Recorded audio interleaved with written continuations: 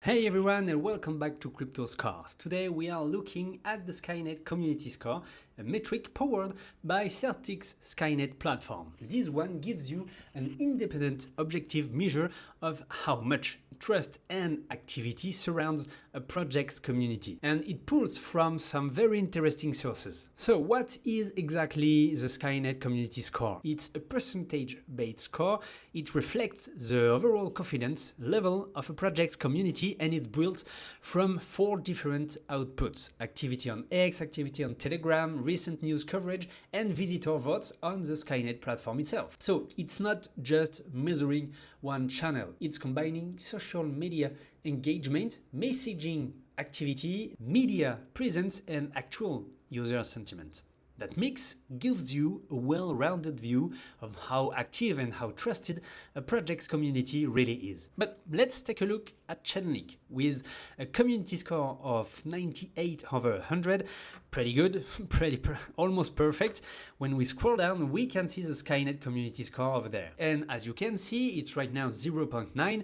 That's 90% in green. That's a really strong score. Active on X, active on Telegram, positive news coverage, and the community trusts the project. Everything is well aligned. When you see green here, it tells you the community is healthy, engaged, and confident. And here's the great thing: when you click on the score directly on CryptoScores, it takes you to the project's page on Skynet. And Skynet is much more than just a community score. It's a real-time evaluation system that provides an independent assessment of Web3 projects, exchange, and wallets. So once you're there, remember you can click on the community section and see the full breakdown, the detailed graph, how each component contributes to the score, how it's evolved over time. It's a powerful resource, and it's one click away from CryptoScores. Now let's take a look at another project with a community score of only 20 over 100, so pretty bad one. If we scroll down, we can check the Skynet community score over there, 60%. That's a significant drop.